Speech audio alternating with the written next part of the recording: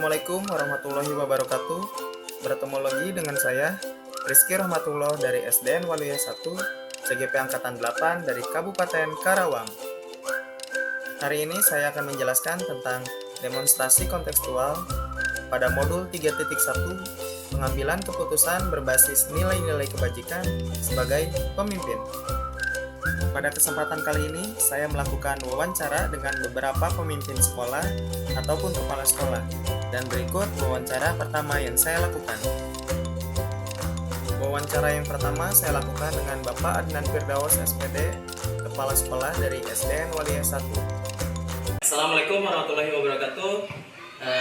Perkenalkan, nama saya Rizky Rahmatullah dari SDN Waluya 1. Dan saya CGP Angkatan 8 dari Kabupaten Karawang. Di sini sekarang saya akan wawancara dengan Bapak Adnan Firdaus selaku Kepala Sekolah SDN Waluya 1 terkait bagaimana mengambil keputusan oleh seorang pemimpin seperti itu. Baik, di sini ada Bapak Adnan Firdaus. Assalamualaikum Pak Aos. Gimana kabarnya Pak Aos? Alhamdulillah. Jadi untuk hari ini rencananya Rizky mau mewawancarai Bapak gitu ya, terkait bagaimana pengalaman Bapak sebagai pemimpin. Kan Bapak udah lumayan cukup lama menjadi kepala sekolah, pasti kan banyak nih kasus-kasus yang pernah Bapak hadapi. Nah, di sini Rizky mau tahu tentang pengalaman Bapak terkait kasus-kasus yang Bapak hadapi tentang pengambilan keputusan nih. Bagaimana Bapak bisa mengambil keputusan itu, karena dalam mengambil keputusan pasti ada hal yang dirugikannya ataupun hal yang menguntungkannya gitu, ataupun konsekuensi lah. Biasanya kita ambil ada konsekuensi. Tidak akan semuanya berjalan mudah seperti itu. Pasti dalam pengambilan keputusan ada yang buat kita bingung, dilema seperti itu ya. Baik, mungkin bisa diceritakan Pak Aus ada kasus apa terkait yang apa ya, menurut Pak Aus itu bisa membuat Pak Aus dilema dalam mengambil keputusan. Gimana Pak Aus? Dalam memimpin suatu lembaga di sini adalah kasus-kasus yang membuat kita agak pusing dalam memutuskan bagaimana baiknya, terutama dalam bidang kedisiplinan anak. Di sisi lain, guru ingin mengharapkan anak semua disiplin, tapi kenyataannya masih ada siswa yang tidak disiplin atau yang kurang disiplin. Itu mungkin diakibatkan dari keadaan di rumahnya, orang tuanya ke kota usaha mencari nafkah atau ke luar negeri pun sekalian ada. Ya, di sini jadi anak itu tinggal bersama neneknya sendiri lagi. Nah, itu pengawasan dari orang tua kurang. Jadi anak mencari sensasinya di sekolah mungkin akibatnya dari anak yang kurang disiplin, di antaranya itu. Baik, berarti lebih ke kasusnya adalah kedisiplinan siswa yang kurang diperhatikan oleh orang tuanya di rumah seperti itu ya Pak ya. Ada sedikit beberapa pertanyaan Pak.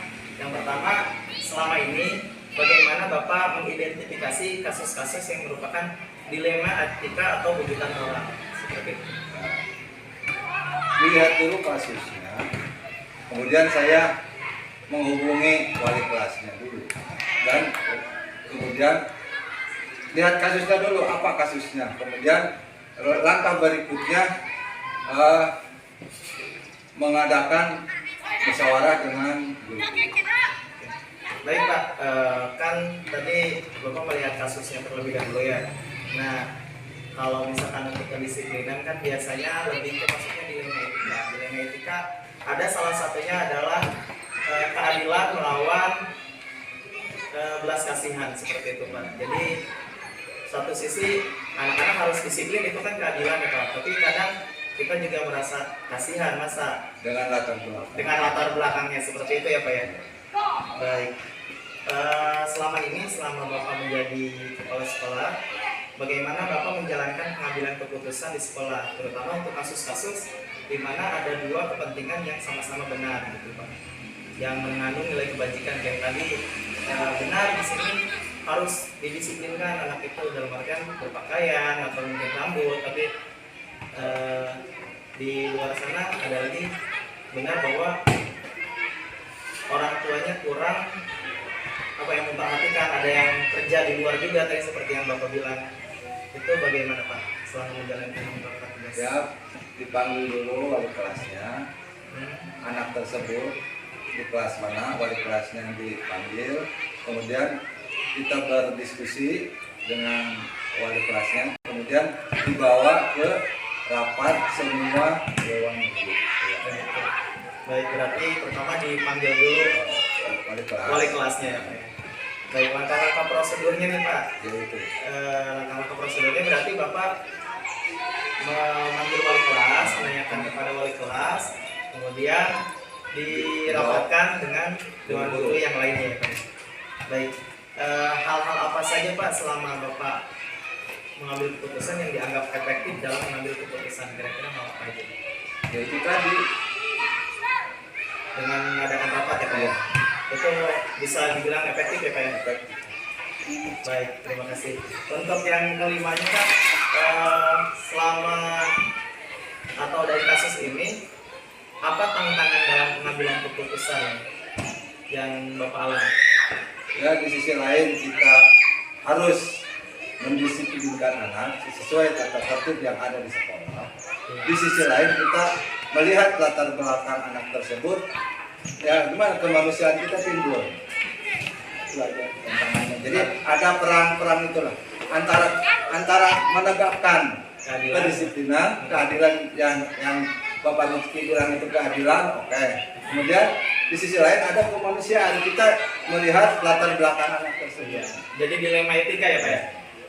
Baik, untuk selanjutnya, apakah Bapak memiliki sebuah tata kelola atau jadwal tertentu untuk penyelesaian? Untuk masalah ini saya tidak menjadwalkan, misalnya tanggal segini hari ini tidak. Ini secara umum aja. Jadi tadi itu untuk langkah pertama menghubungi wali kelasnya, kemudian dibawa ke rapat semua dewan guru. Berarti tidak ada jadwal, tidak menjadwalkan khusus ya Pak, hanya pokoknya kalau ada masalah. Kalau ada rapat ya itu dibahas. Iya, kalau ada masalah itu kan masalah umum lah kedisiplinan. Betul. Pokoknya kalau ada rapat, ada permasalahan dibahas seperti itu ya Pak. Baik, adakah seseorang atau faktor lain Pak untuk mempermudah Bapak untuk mengambil sebuah keputusan di mana kasus itu dilema seperti yang Bapak alami? Ya ada bantuan sumbang saran atau pendapat dari masing-masing guru, itu merupakan keuntungan bagi saya. Guru-guru selalu membantu dalam setiap hal, khususnya dalam bidang kedisiplinan. Oh iya, berarti masukan-masukan dari guru-guru ya Pak ya, itu cukup membantu Bapak untuk mengambil sebuah keputusan. Baik Pak, untuk yang terakhir, dari semua hal yang telah Bapak sampaikan, kemudian pelajaran apa nih kira-kira yang bisa Bapak ambil dari kasus tersebut? Ya, pelajarannya ya kita ingin semua anak itu disiplin, mengikuti semua tata tertib yang ada di kelas, yang ada di sekolah. Di sisi lain, dalam mengambil keputusannya, ya kita dikedepankan musyawarah. Kemudian kalau tidak ada solusi itu dibawa ke mungkin memanggil orang tua mungkin. Jadi memanggil yang terkait lah, yang terkait. Jadi pihak-pihak terkaitnya ada Orang tua mungkin. Baik, terima kasih Pak Aos sudah mau berbagi tentang kasus yang Bapak hadapi selama ini, salah satunya tentang kedisiplinan ya Pak ya, dengan belas kasihan. Kita nggak mungkin kan tega ya sebagai manusia kan, kita nggak mungkin benar-benar Kita lihat dulu latar belakang permasalahannya. iya seperti itu. Baik Pak Aos, terima kasih. Assalamualaikum warahmatullahi wabarakatuh. Berikut wawancara kedua saya yang saya lakukan di sekolah SMP yang dimana sekolahnya berada di tempat sekolah saya. Dengan Kepala Sekolah Ibu Jubed Jubaidah SPDI, Kepala Sekolah dari SMP Pusaka Cendekiawan. Assalamualaikum warahmatullahi wabarakatuh.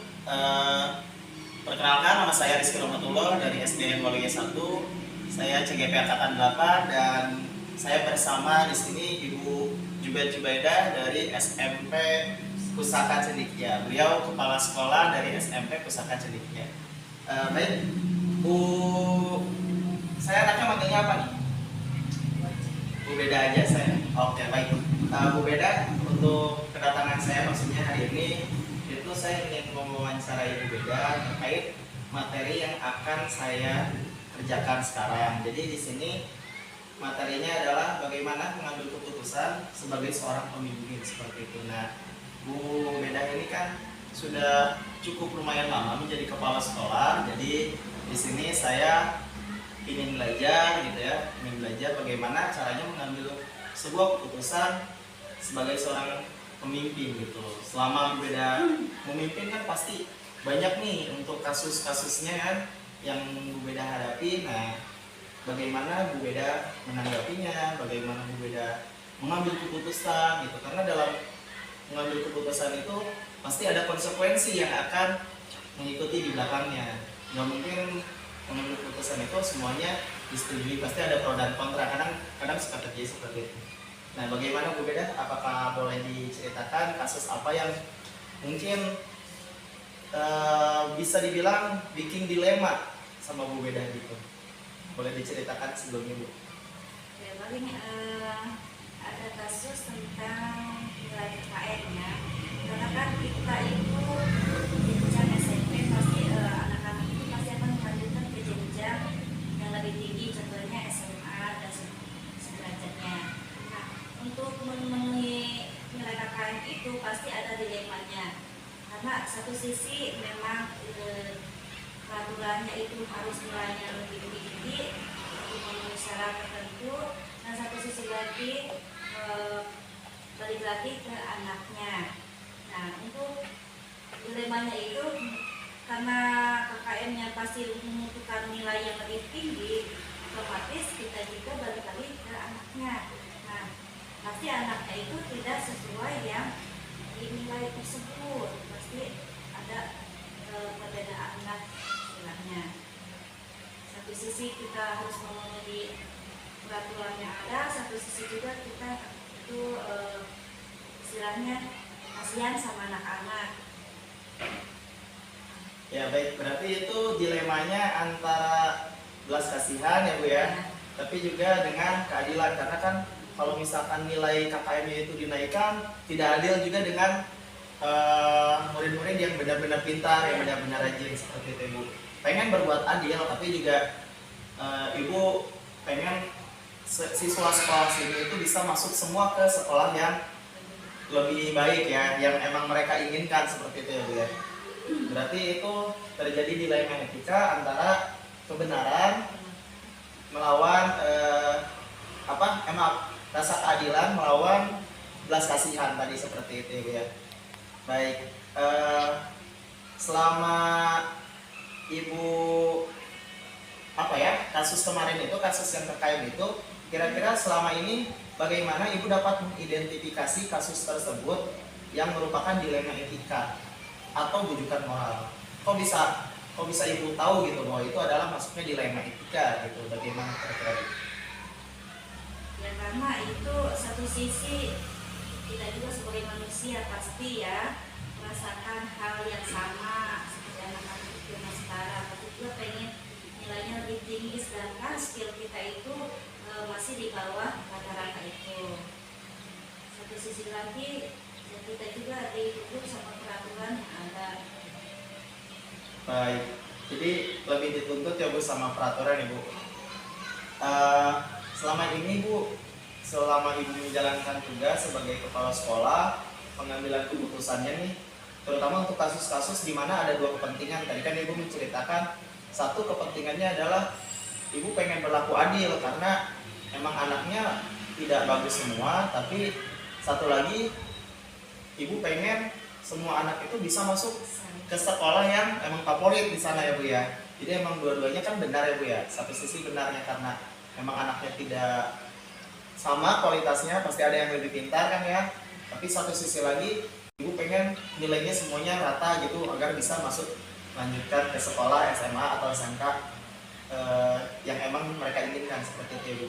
Nah, dari kasus-kasus tersebut, kepentingan yang sama-sama benar ini, kira-kira gimana Ibu mengambil keputusannya? Langkah pertama yaitu kita musyawarah dulu dengan Wakasek, kemudian musyawarah nanti dengan wali kelas, kemudian dengan guru-guru juga yang ada di sini. Berarti melakukan musyawarah dengan Wakasek dan guru-guru ya. Langkah-langkah atau prosedur apa nih? Kira-kira ada langkah prosedur khusus atau tidak Ibu dalam setiap Ibu pengambilan keputusan ini? Paling langkahnya itu masalah komunikasi. Komunikasinya harus berjalan lebih erat lagi dengan guru-guru mapel yang mengajar di kelas-kelas. Baik, berarti langkah yang pertama Ibu lakukan adalah di guru-guru mapel seperti itu. Baik, untuk yang selanjutnya, selama Ibu menjabat nih, kira-kira apa yang dianggap efektif nih Bu dalam pengambilan keputusan? Lebih efektifnya itu karena kami itu bermusyawarah dulu dengan Wakasek dan guru-guru yang ada di sini. Baik, berarti dirasa efektif dengan cara bermusyawarah ya Bu ya, dengan Wakasek ataupun guru-guru mapel tersebut. Baik. Untuk yang selanjutnya, hal apa nih Bu yang selama ini tantangan dalam pengambilan keputusan pada kasus yang dilema etika yang Ibu hadapi ini? Kira-kira kan pasti ada tantangannya nih kan. Nah, kira-kira tantangannya seperti apa ya Bu? Tantangan dalam hal mengambil keputusan Ibu mau menaikkan KKM gitu loh. Pasti kan ada tantangannya. Kira-kira apa tantangannya? Ya, tantangannya yaitu harusnya ada kesadaran dari diri siswa masing-masing, kemudian guru-guru juga harusnya lebih efektif lagi dalam mengajarnya seperti itu sih. Baik, berarti harus ada kesadaran juga Ibu Ya. bagi murid-murid. Apakah Ibu memiliki jadwal tertentu Bu untuk penyelesaian kasus dilema etika ini, ataukah Ibu langsung saja menyelesaikan di tempat itu, langsung selesai saja, tidak ada mungkin ada prosedur khusus gitu Bu? Ada jadwalnya, kan setiap sebelum KBM kita ada musyawarah dulu, yaitu tentang bagaimana caranya kita bisa memenuhi kriteria KKN tersebut setiap hari sebelum jam belajar dimulai. Kemudian nanti ada rapat lagi mengenai KKN tersebut. Berarti ada terjadwal ya Bu ya?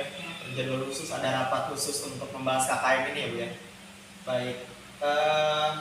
Adakah seseorang atau faktor apa yang selama ini mempermudah Ibu dalam mengambil keputusan terkait kasus-kasus dilema etika ini? Faktornya, Iya, adakah bantuan dari lain gitu Bu, ataukah faktor lain gitu? ya, bantuannya yaitu dari guru-guru makanya mungkin ya, yang bisa ngasih support ataupun ngasih apa ya istilahnya, ngasih Solusi. sarana solusi ya seperti itu. Berarti ada bantuan saran dan solusi dari rekan guru ataupun wakil kepala gitu ya Bu. Baik, untuk yang terakhir nih Bu, dari semua hal yang telah Ibu sampaikan tadi ya terkait kasus dilema etika yang Ibu hadapi, kira-kira pembelajaran apa yang Ibu dapat dan Ibu bisa petik dari pengalaman yang Ibu ungkapkan tadi? Ya, apa ya, pelajarannya mungkin kita bisa mempermudah anak-anak untuk bisa melanjutkan pendidikan yang lebih tinggi lagi dan bisa untuk menggapai cita-citanya melalui KKN itu gitu mungkin ya. Karena kan KKN itu sangat berpengaruh ya kepada kesuksesan mereka juga. Betul. Emang KKN itu sangat berpengaruh. Jadi harapannya dan yang Ibu bisa ambil, semoga mungkin kedepannya anak-anak bisa menyadari agar KKN juga sesuai gitu ya Bu ya. Baik, terima kasih Ibu Beda sudah mau berbincang dan berbagi informasi dengan saya, khususnya berbagi pembelajaran untuk saya. Saya pengen seperti Ibu Beda yang menjadi pemimpin yang baik. Makanya saya sekarang belajar tentang bagaimana cara mengambil keputusan. Terima kasih Ibu Beda. Assalamualaikum warahmatullahi wabarakatuh. Terima kasih. Sekian demonstrasi kontekstual yang saya buat pada modul 3.1. Semoga bermanfaat dan wassalamualaikum warahmatullahi wabarakatuh.